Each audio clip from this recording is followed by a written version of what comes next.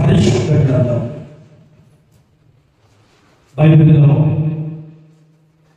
మత్తయి సువార్త 28వ అధ్యాయము 6వ వాక్యాన్ని చదువుకున్నాం.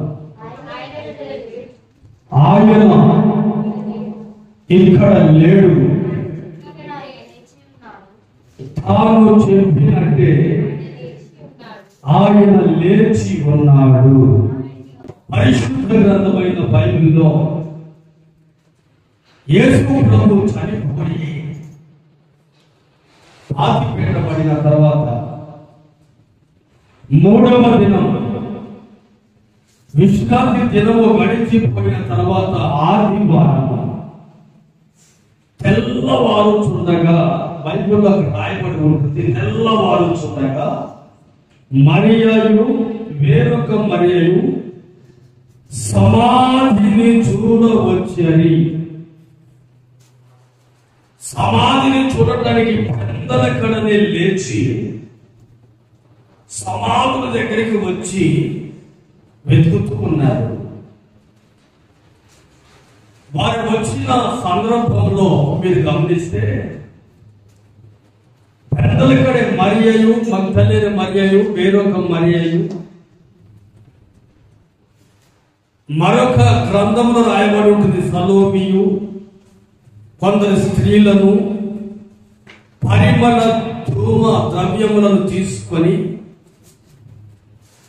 ప్రభు సమాధి దగ్గరికి వచ్చారు అని రాయబడి ఉంది. వీళ్ళు వచ్చిన సందర్భాన్ని గమనిస్తే పెద్దలక్కడే వచ్చారట.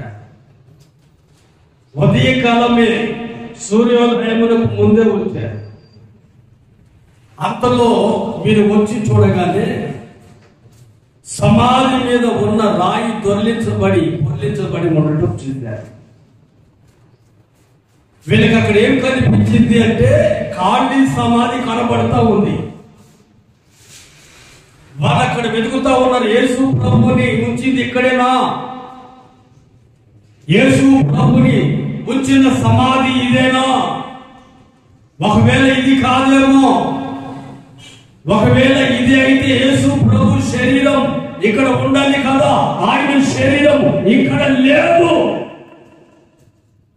ఆయన శరీరం ఏమైపోయింది, ఆయన ఇక్కడ లేడు కదా అని ఒక్కటే కలవరం వారిలో మొదలైంది. ఆ కలవరం మొదలైనప్పుడు వారికి ఏం అర్థం కాని పరిస్థితిలో యేసు ప్రభుని ఉంచిన సమాధి ఇదే అని వాళ్ళు నమ్మలేని స్థితిలో ఉన్నారు. వాళ్ళు పొరపడుతున్నారు, ఇది కాదేమో వేరొక సమాజం అనుకుంటా ఉంటే అంతలోని తెల్లని వస్త్రాలు ధరించుకున్నటువంటి మనుషులు, దేవదూతలు అక్కడ నిలిచి, ఇదిగో మీరు ఆలోచిస్తున్నట్లుగా ప్రభువు ఉంచబడిన సమాధి ఇదే, కానీ ఆయన ఇక్కడ లేడు, తాను చెప్పినట్టుగానే ఆయన లేచి ఉన్నాడు. ఆయన చనిపోయి తిరిగి లేపబడ్డాడు, పునరుత్థానము చెందాడు. ఖాళీ సమాధి ఇప్పుడు ఉంది, ఆయన భౌతిక దేహం ఇక్కడ లేదు, ఆయన ఖాళీ సమాధి మాత్రమే ఇక్కడ ఉంచబడింది. ప్రభు ఇక్కడ లేడు, ఆయన ఇక్కడ లేడు, ఆయన లేచి ఉన్నాడు. ఇదిగో ఈ ఖాళీ సమాధిని మీరు చూడండి. పునరుత్థానము అంటే అర్థం ఏమిటంటే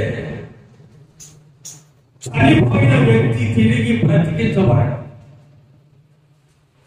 దీనినే పునరుత్థానము అంటారు. యేసు ప్రభు పునరుత్థానం చెందాడు. యేసుక్రీస్తు మరణించి తిరిగి లేచాడు. ఇప్పుడు యేసుక్రీస్తు లేపబడకపోతే ఏం జరుగుతుంది? ఆయన తిరిగి లేచాడు కదా, మరి ఆయన తిరిగి లేచిన వలన ఇప్పుడు మన జీవితంలో ఏం జరుగుతుంది? మీరు చాలా జాగ్రత్తగా ఆలోచన చేస్తే పరిశుద్ధ గ్రంథం బైబిల్లో కొరింథీయులకు రాసిన మొదటి పత్రిక 17వ అధ్యాయం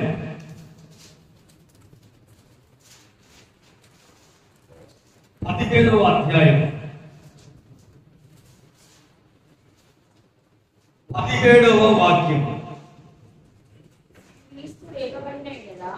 క్రీస్తు లేపబడని ఎడల, చాలా జాగ్రత్తగా మీరు గమనించండి, క్రీస్తు లేపబడని ఎడల మీ విశ్వాసము వ్యర్థమే, మీరింకను మీ పాపములోనే నిలిచి ఉన్నారు. అంతేకాదు క్రీస్తు నందు నిద్రించిన వారును నశించిరి. ఈ జీవిత కాలము మట్టుకే మనము క్రీస్తు నందు నిరీక్షించు వారమైన ఎడల మనుషులందరికంటే దౌర్భాగ్యులమై ఉందుము. యేసుక్రీస్తు లేపబడ్డాడు.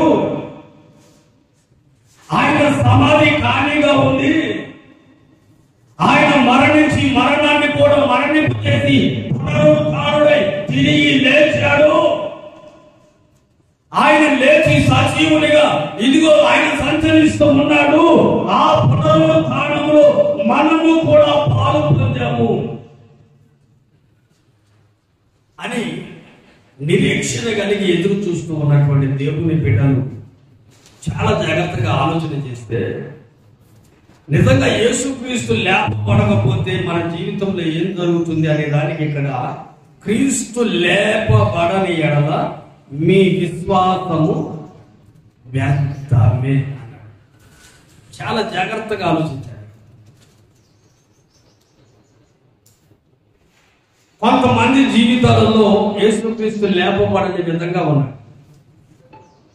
అందుకని వారి జీవితాలలో ఏం జరుగుతుందంటే వారి విశ్వాసం వ్యర్థమైపోతుంది. యేసుక్రీస్తు తిరిగి లేచాడు, సమాధి చేయబడి తిరిగి లేచాడు. ఆయన పునరుద్ధానము శక్తి వలన మరణాన్ని జయించాడు, తిరిగి 3వ దినాన లేచాడు అని ఈ రోజున క్రైస్తవత్వం ప్రపంచంలో ఉన్నటువంటి క్రైస్తవ సంఘాలన్నీ కూడా ఈ పునరుద్ధానాన్ని పండుగలాగా, క్రైస్తవులకు నిజమైన పండుగ ఇదే. ఆయన తిరిగి లేపబడ్డాడు. ఆయన తిరిగి లేపబడకపోతే ఇక నీ విశ్వాసం నా విశ్వాసం ఏం పనిచేసింది? మనం దేవుని యందు విశ్వాసం ఉంచడం వ్యర్థమే. అంతేకాదు బైబిల్లో ఉంటుంది, బైబిల్లో మీరింకను మీ పాపములలోనే నిలిచి ఉంటారు. మీ పాపములలోనే మీరింకను నిలిచి ఉంటారు. మీ విశ్వాసము వ్యర్థమే. ఎప్పుడు యేసుక్రీస్తు లేపబడకపోతే, కానీ యేసుక్రీస్తు ఇప్పుడు ఆయన పునరుత్థానుడై లేపబడ్డాడు. ఆయన పునరుత్థానుడై ఆయన లేపబడ్డాడు. ఆయన ఇప్పుడు సమాధిలో లేడు. ఆయన మరణమును మరణింపజేసి మరణపు ముళ్ళును విరిచి ఆయన మరలా తిరిగి ఆయన పునరుత్థానుడై లేచాడు. ఈరోజు చాలా జాగ్రత్తగా మీరు గమనించినట్లయితే ప్రభువునందు ప్రియమైన దేవుని ప్రజలారా, మీరు ఒక విషయాన్ని క్లియర్గా మీరు అర్థం చేసుకోవాలి. ఆయన లేచాడు కనుకనే మనలో, మన జీవితాలలో మనం దేవుని యందు ఉంచే విశ్వాసం అది వ్యర్థం కాకుండా ఆ విశ్వాసానికి తగిన కార్యాలు మనం పొందుకోగలుగుతున్నాం.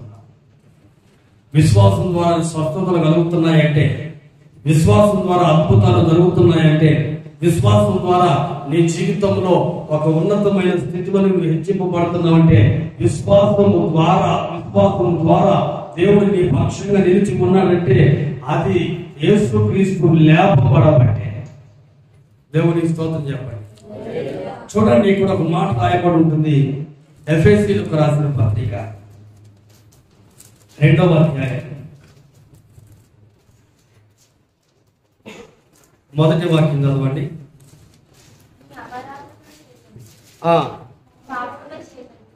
మీ అపరాధముల చేతను పాపముల చేతను మీరు చచ్చిన వారై ఉండగా ఆయన మిమ్మల్ని క్రీస్తుతో కూడా బ్రతికించెను. అంటే దీని అర్థం ఏంటి మీరు చెప్పండి. మీ పాపముల అపరాధముల చేతను పాపముల చేతను మీరు చచ్చిన వారై ఉన్నారు, కానీ ఆయన మిమ్మల్ని క్రీస్తుతో కూడా తిరిగి మరలా మిమ్మల్ని క్రీస్తుతో కూడా బ్రతికించాడు. యేసుక్రీస్తు చనిపోయాడు, తిరిగి లేచాడు. అదే విధంగా యేసుక్రీస్తులో విశ్వాసం ఉంచినటువంటి ప్రతి ఒక్కరు, నమ్మి బాప్తిస్మం పొందిన ప్రతి ఒక్కరు, బాప్తిస్మం ద్వారా ఆయన శిలువలో మనం కూడా పాలివారమై, ఎప్పుడైతే బాప్తిస్మం ద్వారా ఆయన పునరుత్థానంలో కూడా పాలివారమై, యేసుక్రీస్తులో ఎప్పుడైతే మనం మరణించి సిలువ వేయబడి ఆయనతో కూడా మరలా లేపబడి ఉన్నామో, మనం దేవుని యందు విశ్వాసం ఉంచడం ద్వారా దేవుడు మన పట్ల అనేక అద్భుతాలు చేయటానికి ఆయన సిద్ధంగా ఉన్నాడు. ఆయన తిరిగి లేపబడ్డాడు కాబట్టి విశ్వసించిన మనందరూ కూడా, ఆయన యందు విశ్వసించిన ప్రతి ఒక్కరూ వారి జీవితాలలో వారి మీద పాపము ఏలుబడి చేయక దేవుని యందు విశ్వాసం కలిగి నడిపించబడుతూ ఉన్నారు. దేవునికి మహిమ కలుగును గాక. హల్లెలూయా, హల్లెలూయా. చూడండి, మరొక మాట మనం చదివినట్లయితే కొరింథీయులకు రాసిన మొదటి పత్రిక 15వ అధ్యాయం 20వ వాక్యం నుంచి చదువుకుందాం.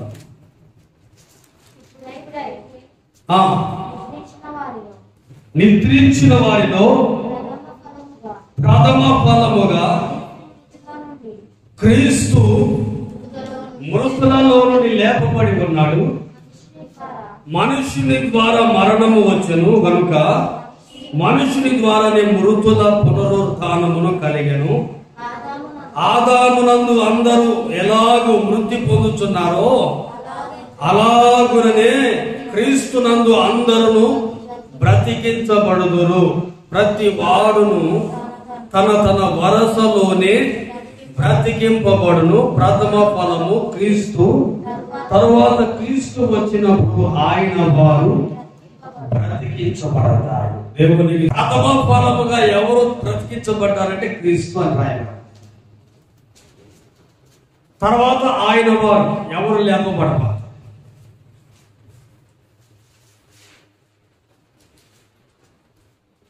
మొట్టమొదటిగా క్రీస్తు ప్రథమ ఫలముగా చనిపోయి తిరిగి లేచాడు. ఇప్పుడు తర్వాత ఆయన వారు అంటే ఎవరు లేపబడతారు? ఎవరు ఆయన వారు? ఎవరు ఆ లేపబడేవారు? ఎవరు పునరుత్థానం చెందేవారు? ఎవరు నిత్య జీవాన్ని పొందేవారు? ఎవరు వాళ్ళు? ఎవరు? ఎవరు వాడు అంటే యోహాను సువార్తలో ఒక మాట రాయబడి ఉంది. చదవండి, యోహాను సువార్త 11వ అధ్యాయం 25వ వాక్యం. అందుకు యేసు పునరుత్థానమును జీవమును నేనే, నా యందు విశ్వాసముంచువాడు చనిపోయినను బ్రతుకును. నా యందు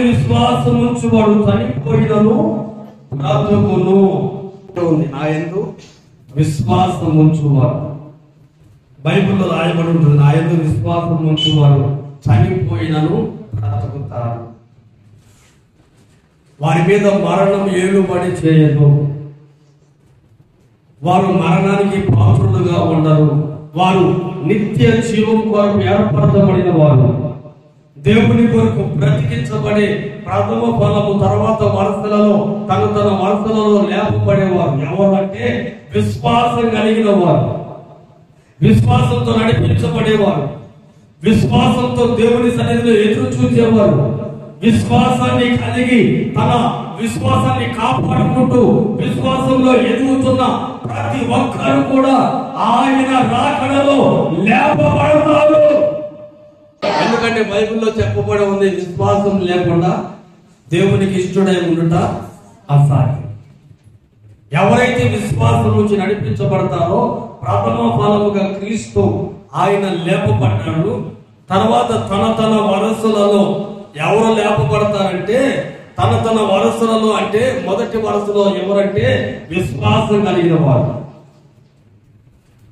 ఎవరిలో సంపూర్ణమైన విశ్వాసం ఉందో, విశ్వాసంతో నిలిచి ఉంటారో, విశ్వాసాన్ని కాపాడుకుంటూ ఉంటారో, విశ్వాసం కలిగి నడిపించబడతా ఉంటారో, ఆ తర్వాత ప్రభు తర్వాత లేపబడే వరుస విశ్వాసము కలిగిన వారు.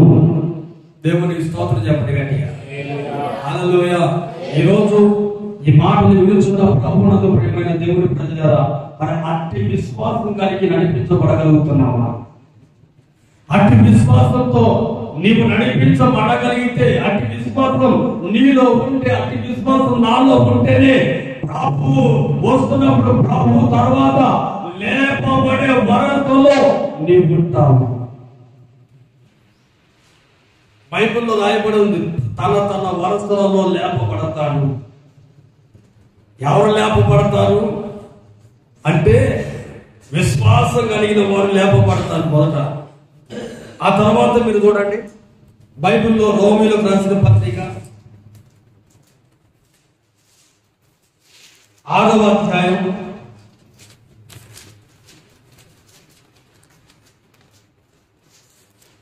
4వ వాక్యం నుంచి చదువుకుందాం.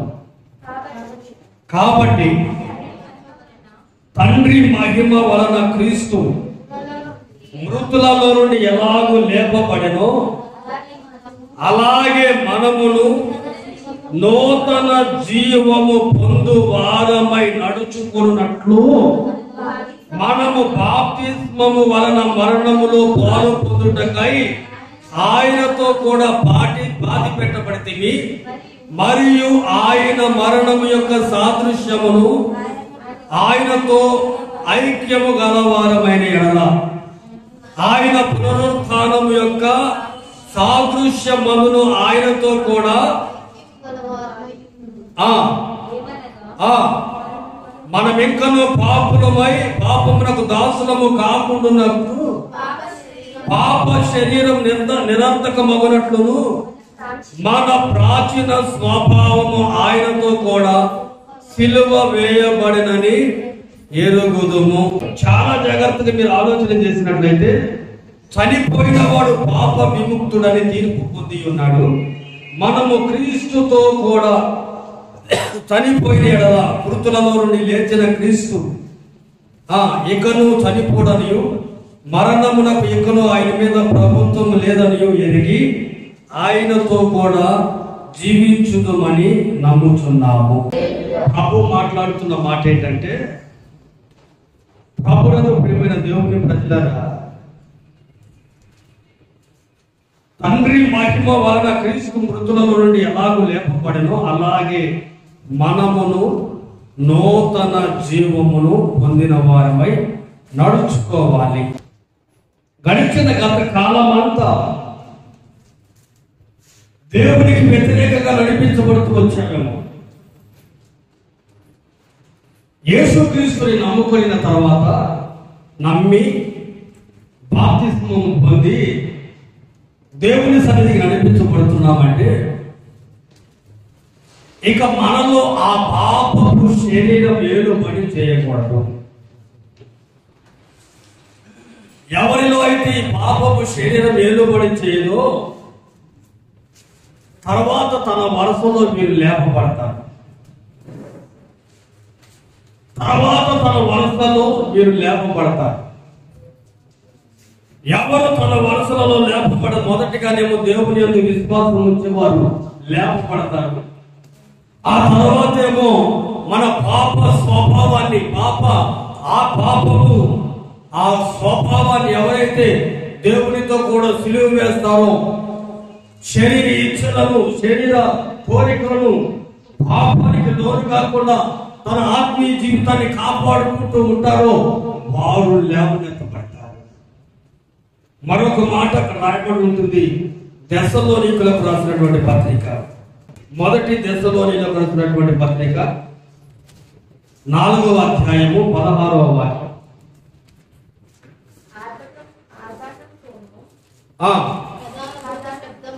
ప్రధాన దూత శబ్దముతోను దేవుని బూరతోను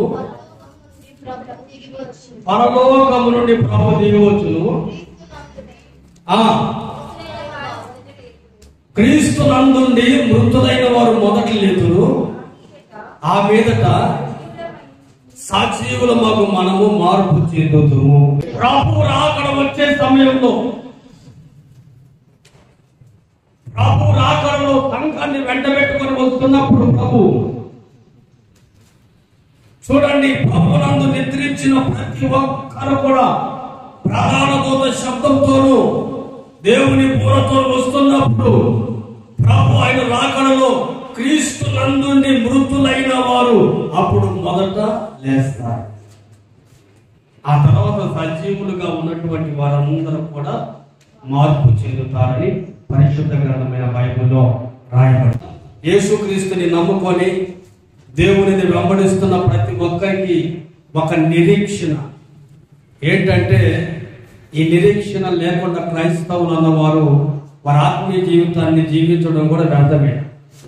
క్రైస్తవులకు ఉండే ఒకే ఒక నిరీక్షణ ఏంటంటే, చనిపోయిన తర్వాత ఒక రాజ్యం, నిత్య రాజ్యం ఉంటుంది. ఆ రాజ్యం ఎప్పటికీ నిలిచి ఉండే రాజ్యం, అది పరలోక రాజ్యం, నిత్యము ఉండే రాజ్యం. యేసుక్రీస్తుని నమ్మి బాప్తిసం పొందిన వారు పునరుత్థానాన్ని చెంది పరలోక రాజ్యానికి చేర్చబడతారు. అక్కడ యుగ యుగాలు అక్కడ ప్రభుతో కూడా ఉంటారు. ఆ రాజ్యం ఆకలి తప్పులు లేని రాజ్యం. అక్కడ ఎండ ఉండదు, చంద్రుడు అక్కడ అవసరం లేదు. దేవుని మహిమే ఉదయం సాయంకాలం యుగ యుగాలు ఆయన మహిమే ఆ ప్రజల మీద ప్రకాశిస్తూ ఉంటుంది. యేసుక్రీస్తుని నమ్మి బాప్తిసం పొంది దేవునిలో ఉండి చనిపోయిన ప్రతి ఒక్కరు కూడా పరలోక రాజ్యంలో ఖచ్చితంగా చేర్చబడతారు. ఎందుకంటే ప్రథమ ఫలముగా క్రీస్తు మనకంటే ముందుగా ఆయన లేపబడి బాప్తిస్మము ద్వారా మనలను కూడా ఆయన పునరుత్థానంలో పాలివాలిగా మార్చుకున్నాడు. కాబట్టి ఈ కనీస అవగాహన ప్రతి క్రైస్తవునికి ఉంటుందండి. క్రైస్తవులుగా దేవుణ్ణి నమ్ముకున్న ప్రతి ఒక్కరికి ఉండే అవగాహన.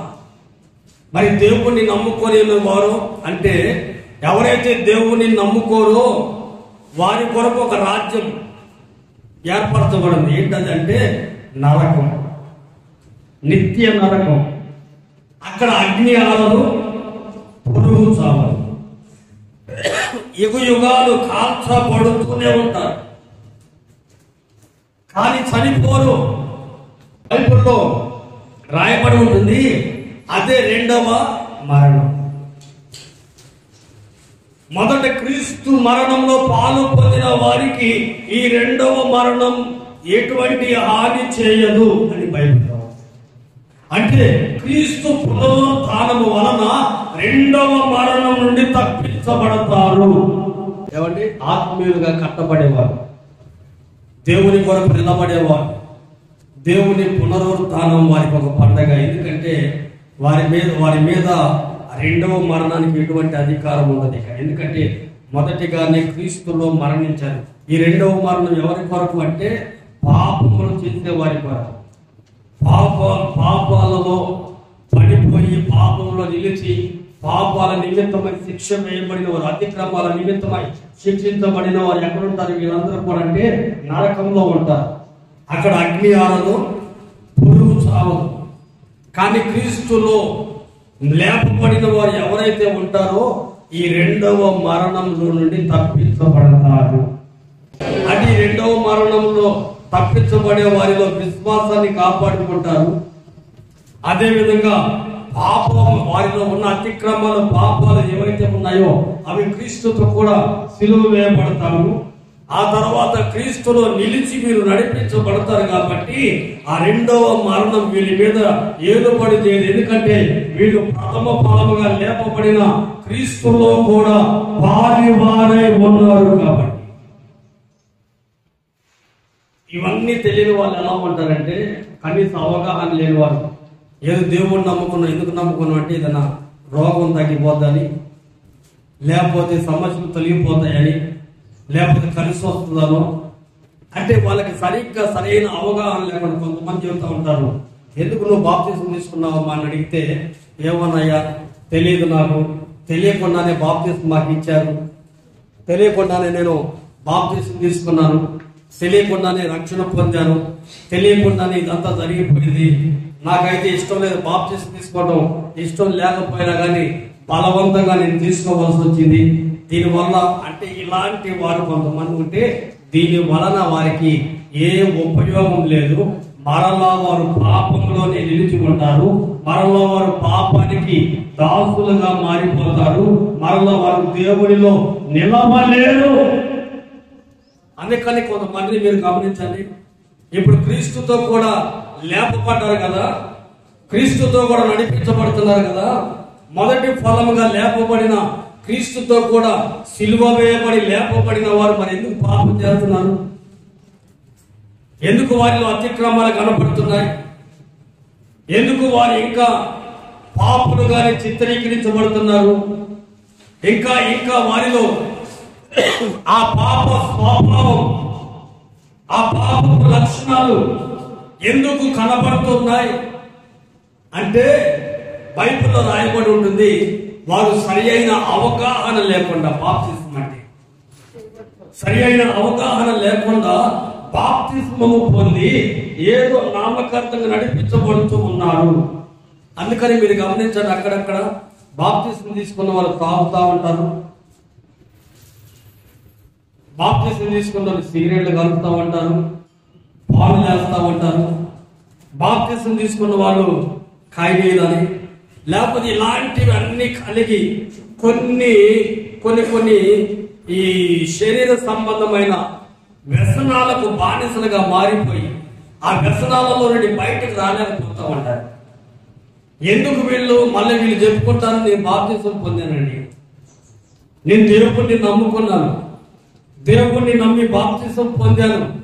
మరి బాప్తిస్మం పొందిన నీలో మరి ఆ లోకాశలు, ఆ శరీరాశులు, ఆ వ్యసనాలు ఇంకా ఎందుకు ఉన్నాయి అంటే వీళ్ళు ఏదో బాప్తిస్మం సరైనటువంటి స్థితిలో తెలిసి తెలియక బాప్తిస్మం పొందిన వారు. దేవునికి స్తోత్రం చెప్పండి గట్టిగా, హల్లెలూయా. నిజంగా అయిన బాప్తిస్మం అంటే ఏంటంటే దేవుడు మన కొరకు మృతి పొందాడు కాబట్టి బాప్తిస్మము ద్వారా మృతి పొంది క్రీస్తుతో కూడా లేపబడటమే బాప్తిస్మము. దేవుడు ఈరోజు ఈ మాటలు వినుచున్న ప్రభువునందు ప్రియమైన దేవుని బిడ్డలారా, నిజంగా క్రీస్తుతో కూడా సిలువ వేయబడి ఆయనతో కూడా లేపబడిన వారు ఎవరైతే ఉంటారో వారి జీవితంలో పాపాలకు, అతిక్రమాలకు ఏలుబడి వారి ఇవ్వరు. వారు దేవుని కొరకే నిలబడతారు, దేవుని కొరకే జీవిస్తారు, దేవుని కొరకే బ్రతుకుతారు. వారిలో లోక సంబంధమైనటువంటిది ఏది వారి మీద ఏలుబడి చేయదు. దేవునికి మహిమ కలుగునగాక. ఎంతకు మించి ఏలుబడి చేస్తుందంటే వారు సరైనటువంటి క్రమానుసారంగా అంటే మారు మనసు పొంది బాప్తిస్మం పొందిన వారు కాదు. దేవుని స్తోత్రం చెప్పండి గట్టిగా, హల్లెలూయా, హల్లెలూయా. చూడండి మరొక మాట బైబిల్ గ్రంథంలో మనం గమనించినట్లయితే దేవుడు ఎందుకు పునరుత్థానం ద్వారా దేవుడు మనకు కలిగించే ఆ మేలులు ఏంటి అంటే, బైబిల్ గ్రంథంలో రోమీయులకు రాసిన పత్రిక 4వ అధ్యాయం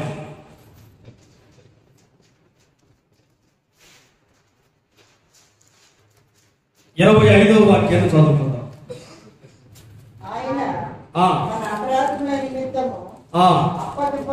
అప్పగింపబడి మనము నీతిమంతులుగా తీర్చబడుటకే లేపబడెను. బైబిల్లో రాయబడి ఉంటుంది, నీతిమంతుడు లేడు, ఒక్కడు లేడని రోమీయులకు రాసిన పత్రికల్లో రాయబడి ఉంటుంది. ధర్మశాస్త్రానుసారంగా ఆయన ఉద్దేశం ఏంటంటే, అది ధర్మశాస్త్రాన్ని అనుసరించి నడిపించబడేవారు ఏ ఒక్కరు కూడా నీతిమంతులుగా తీర్చబడరు. దానిని ఉద్దేశించి నీతిమంతుడు లేడు, ఒక్కడు లేడు. బైబిల్ చెబుతున్న మాట ఏంటంటే,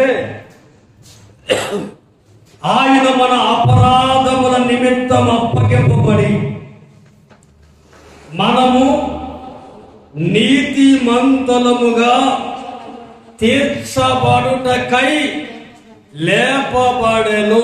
చనిపోయిన 3వ రోజే లేపబడ్డాడు.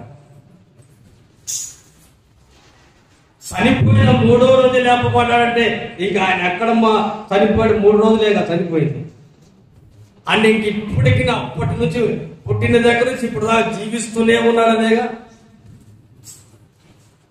జీవిస్తూనే ఉన్నాడా, చనిపోయి ఉన్నాడా?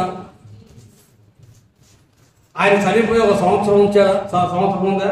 లేదు. ఒక 5 సంవత్సరాలు, సంవత్సరం, నెల, 6 నెలలు, 3 నెలలు. 3వ రోజునే బైబిల్లో రాయబడి ఉంది, ఆయన 3వ దినాన లేపబడ్డాడు కాబట్టి ఇప్పుడు మీరు నీతిమంతులుగా తీర్చబడ్డారు. ప్రతి ఒక్కరూ పాపముల ద్వారా, అపరాధముల ద్వారా సచ్చిన వారై ఉండగా ఆయన క్రీస్తు మిమ్మల్ని కూడా, ఆయనతో పాటు మిమ్మల్ని కూడా ఆయన లేపాడు. మీరు ఇప్పుడు లేవనెత్తబడిన వారు, లేపబడిన వారు, పునరుత్థానంలో పాలు పొందిన వారు, ఆయన పునరుత్థానము వలన నీతిమంతులుగా తీర్చబడిన వారు. ఎవరైతే క్రీస్తుతో కూడా లేపబడ్డారో, క్రీస్తుతో కూడా లేపబడిన ప్రతి ఒక్కరూ నీతిమంతులే. గట్టిగా తప్పకుండా ప్రభుని కనపడుతున్నారు.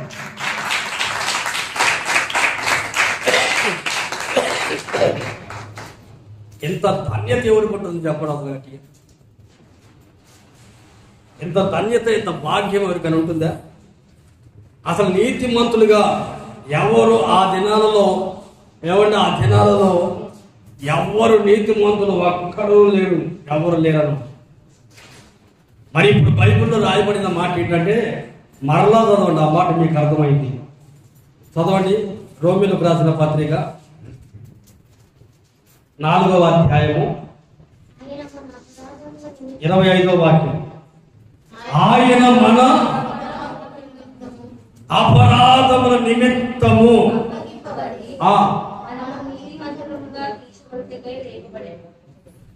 దేవునికి స్తోత్రం, హల్లెలూయా. మన అపరాధముల నిమిత్తము అప్పగింపబడి మనము నీతిమంతులుగా తీర్చబడుటకై, మన పాపముల నుంచి, అపరాధముల నుండి మనం విడిపించబడి నీతిమంతులుగా మార్చబడాలి అంటే యేసుక్రీస్తు లేపబడాలి. యేసుక్రీస్తు లేపబడకపోతే మనం ఇంకా పాపులమై ఉన్నాం. నీతిమంతుడు లేడు, ఒక్కడును లేడు. ఎప్పుడైతే యేసుక్రీస్తు లేపబడ్డారో,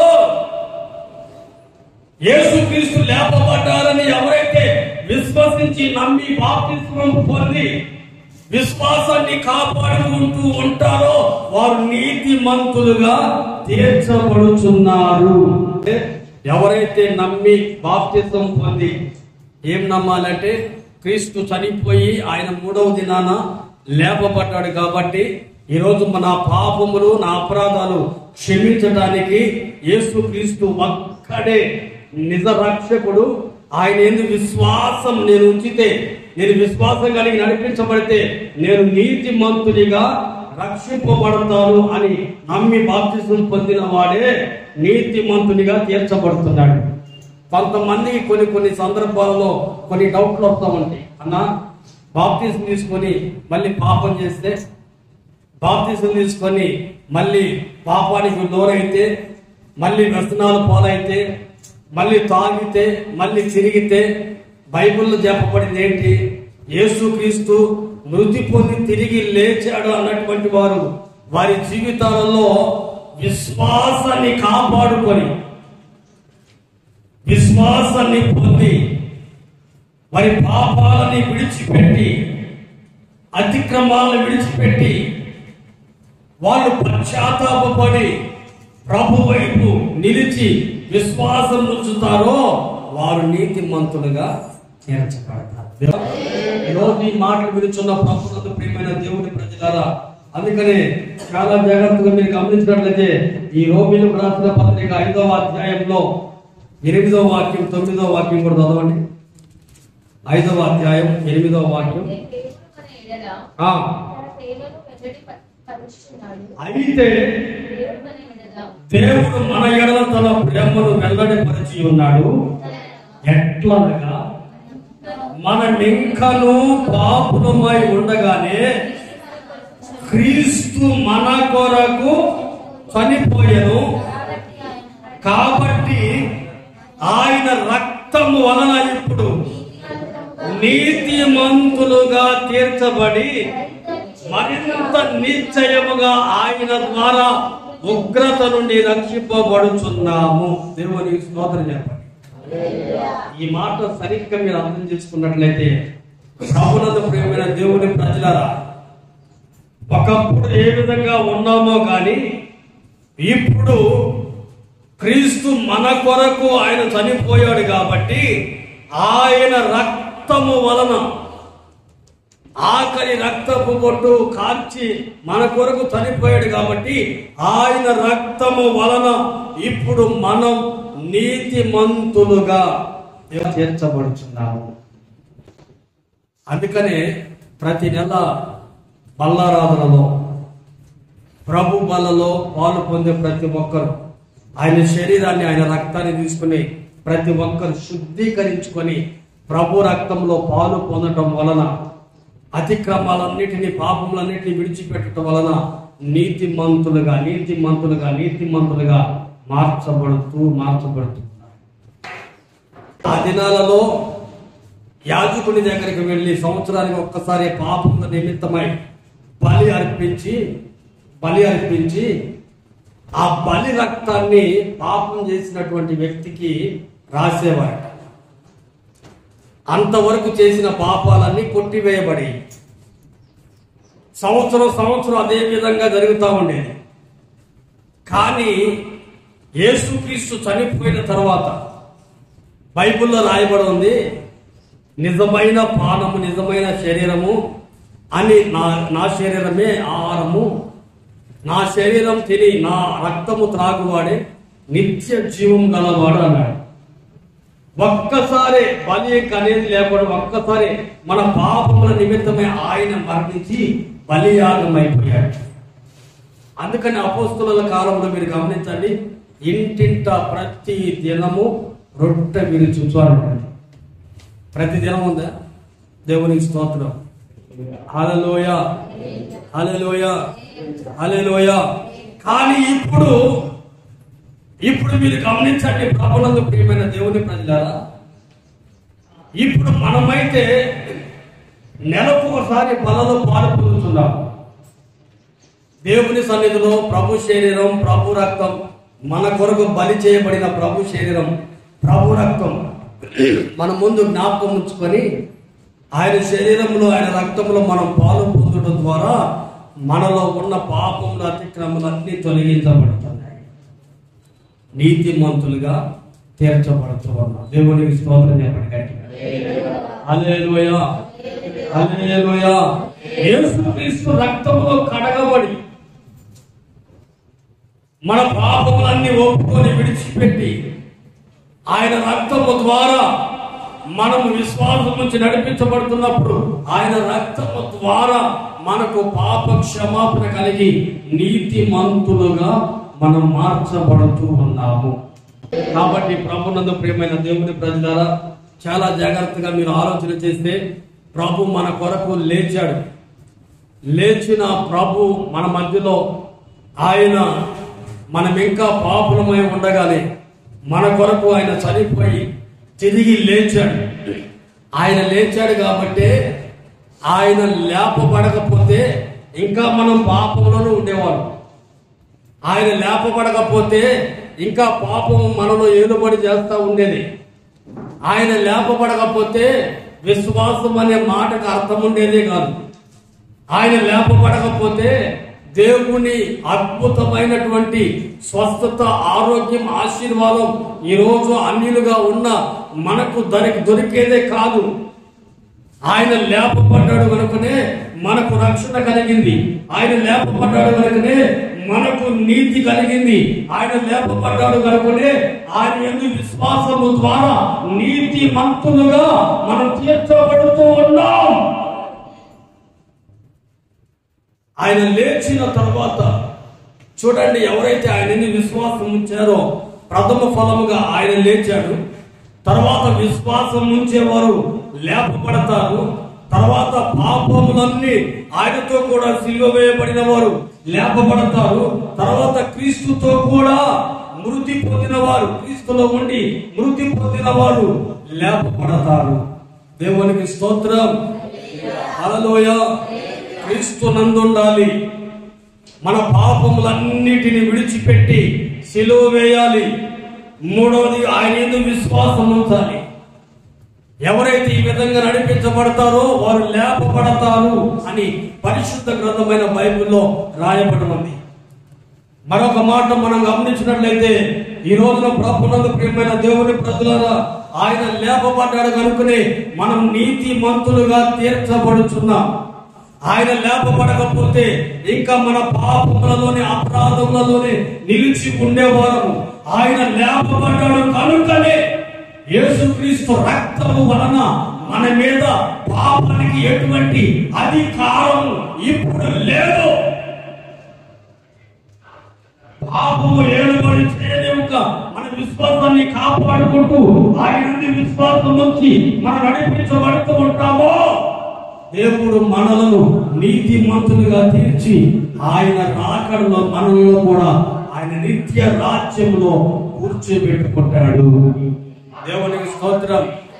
అట్టి కృప, ధన్యత దేవుడు మనకందరికీ అనుగ్రహించును గాక. ఆమేన్. అందరూ కూడా మోకరించి